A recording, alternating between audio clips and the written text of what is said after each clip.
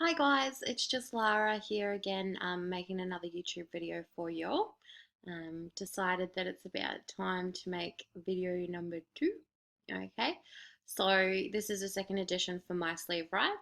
It's now 8 days pre-op, which I'll probably pop that in the title anyway. Um, I thank you. A lot of my people I think that are watching my YouTube videos I have on Instagram. So hello and thank you for following me on Instagram, watching my YouTube videos. It's really great to be able to share my experience with everybody and to help everybody learn and grow and that sort of thing.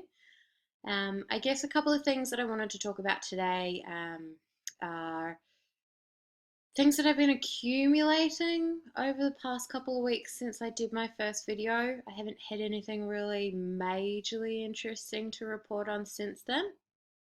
Please mind the bags under my eyes as well. I have just finished work for the day and tracked home in the rain as well. So I'm a little bit tired, not as tired as I was last night. So here we go. The first thing that I wanted to talk about with you all was pre-op testing. So that includes echocardiograms, ECGs, and blood tests. Now, I didn't really think about what to expect going into having an echocardiogram or an ECG. Of course, blood tests are just routine blood tests. Put the needle in your arm, suck the blood out, send it off to get tested. Um, the only thing about my blood test, I guess, is that the woman taking the blood from me didn't know what an RCF was, which is a red cell folate test. Measures your folate and your B12 and that sort of thing, just to make sure that you're not anemic in either of those. I also was tested for things like the FBE, which is a full blood exam, calcium, iron studies, I think. There was a few others, but I don't have the referral anymore to read off. I should have probably made this before I did that, but anyways, doesn't matter because the main thing that I wanted to warn everyone who's pre-op about is echoes and ECGs. So not everyone I think has to have an echo. I've read that a lot of people have had an ECG just as sort of screening test pre-surgery, especially if you've never had any surgeries before or you're fresh to bariatric surgery. I spoke to a couple of friends of mine who said that before they had their lap burn surgery, they had their ECG done and the echo done just as a preventative tool, that sort of thing. But now that they're having the sleeve or bypass or whatever, that they're not needing to do those things because the surgeon already knows that they're perfectly fine with regards to their heart. Okay, so with the echo, I found that. So I'm just trying to watch my screen. It's going really slow, so I don't know if this recording is going to be any good, but we will see. Soldiering on. Um, I went to Caulfield Hospital, which is where MIA radiology is sort of closest to me, I guess you could say, here in Chadstone, Melbourne, Victoria, Australia. And that was nice. The woman who I caught the lift up with ended up being my ultrasonographer. Um, when I went into the room, she took me in tow and said that, take all your tops off and your bra, just leave your pants on, pop a gown on, and have the opening at the front, which I was, okay, well, fair enough, because they have to get the ultrasound onto your chest. Um, I popped the gown on, but of course, being obese, it didn't fit properly.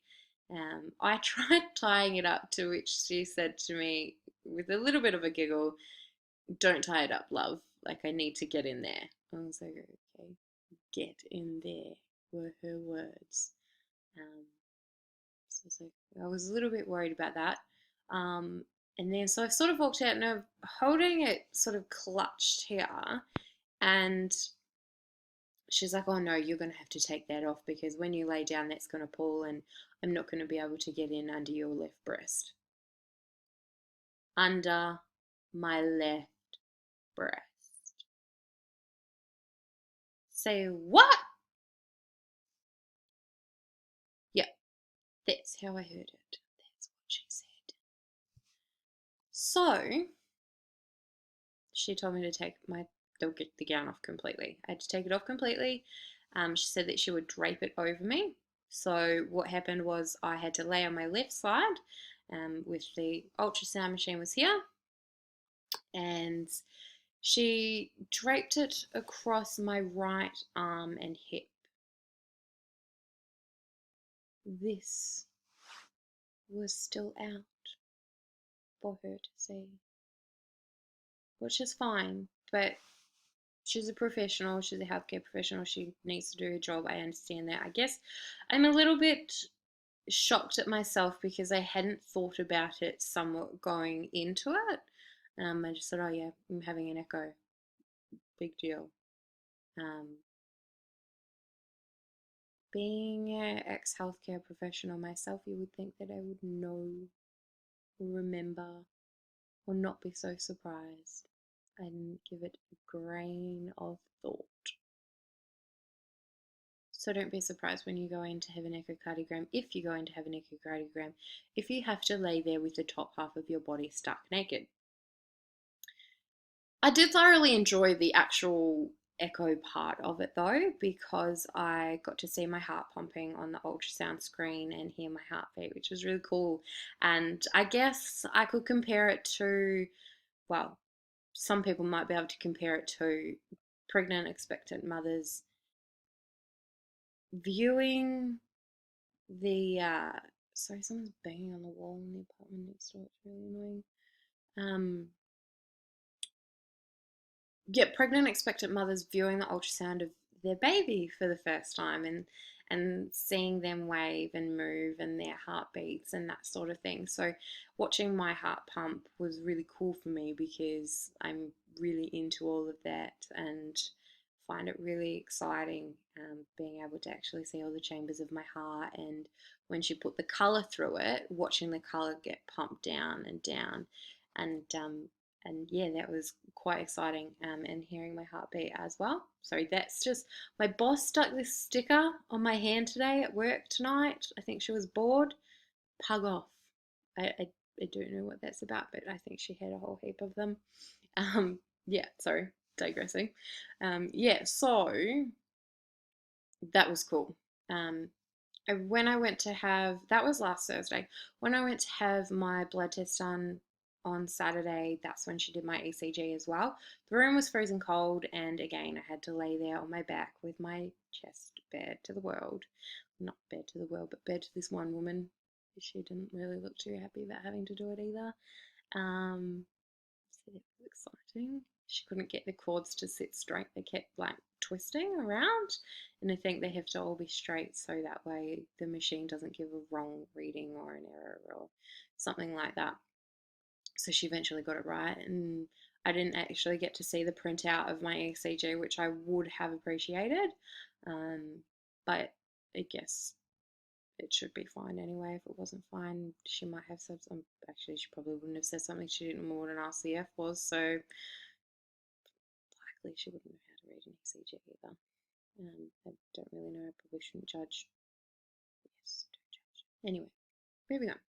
So basically, the be all and end all of that story was to be aware that you have to get your boobs out when you need to have an echo or an ECG. The other thing is the echo wasn't cheap. It was a little bit pricey.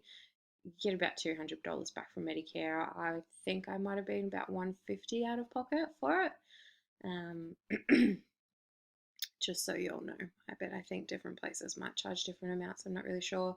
I have heard that there is an out of pocket for the ECG, but they send you an account. So just in case you all are wondering if there was any cost for those tests, that's what I'm aware of so far.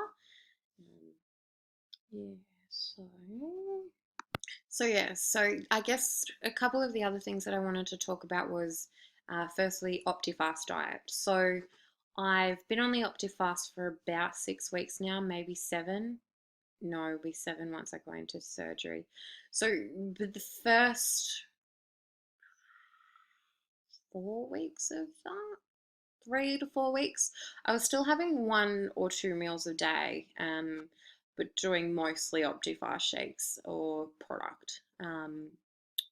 At exactly 4 weeks pre-op, I went strict. I think I had one meal since then, and that was only a few days after I'd started doing the OptiFast hardcore. well, one meal that I shouldn't really have had. And it was my favorite schnitz wrap. Yep, from Schnitz. That was great. Anyway, so I've been doing Optifast pretty much flat out since then. Haven't cheated since that first meal in the first week of Optifast. I do advise you not to cheat because you need to obviously shrink your liver and make it easier for your surgeon to access your bits and pieces inside your abdomen and have less complications and that sort of thing. And of course, the more weight that you lose pre-surgery, the more weight you lose after surgery, or so they say. So the thing that I wanted to talk about with Optifast, and I'm speeding up a little bit because I only have 15 minutes to do this in, is dry skin on my palms of my hands and soles of my feet and dry cracking lips. I've only had the dry cracking lips since last Thursday. Blistex helps that. And I'd like to thank a couple of my friends for my low octane, I think that's how you pronounce it, I'm not very posh, hand cream and foot cream that I got for my birthday last year off my friends from Maribyrnong. And shout out to Paul and Dennis for that. Thank you, coming in handy. And my more hand cream that I got from my good friend Ben as well. I use while I'm at work. So that helps with that. So you might need to just invest in some hand creams and some moisturizer just to sort of help prevent your hands feeling like paper. Okay, that's probably one thing that annoys me about the Optifast that I didn't realize would happen. And hand cream fixes that. Yeah, I think that's all I had to say about Optifast.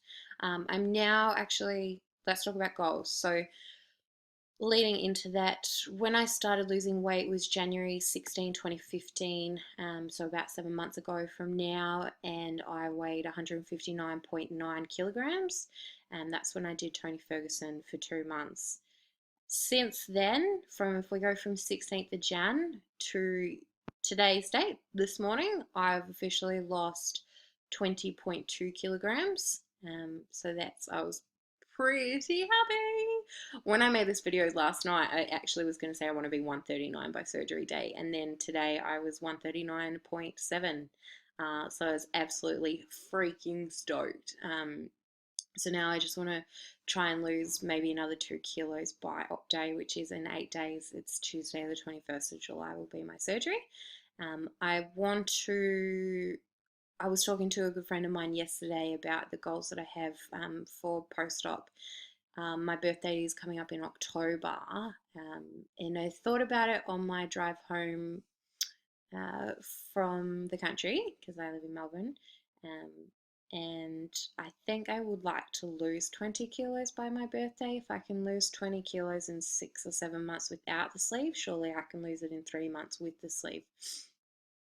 And perhaps Christmas, an extra 10 kilos between October and December. So hopefully I would get down to below 120 kilos, hopefully even 110 kilos by Christmas this year. So that's sort of my main goal. And of course, be at my goal weight, which is for a healthy BMI of between around 24 by my birthday next year or by my surgiversary, which would be the 21st of July next year. So definitely want to be 70 kilos by October 2016, maybe 72 by 21st of July 2016. Okay, so I guess that's all covered now. And for my friend that asked me about my goals, now you have them because I've thought about them. Yeah, I think that's about it. I only have a minute left. If you all want to follow me on Instagram, it's at lara_cool.j, or my Facebook, I can be found with the username Lara Cool J. Cool J is a nickname I got from my sales coach at work. Long story. I'll explain one day. Okay. Thank you all for watching, and I hope you have a great night, afternoon, day, whichever. Thanks, guys. Bye.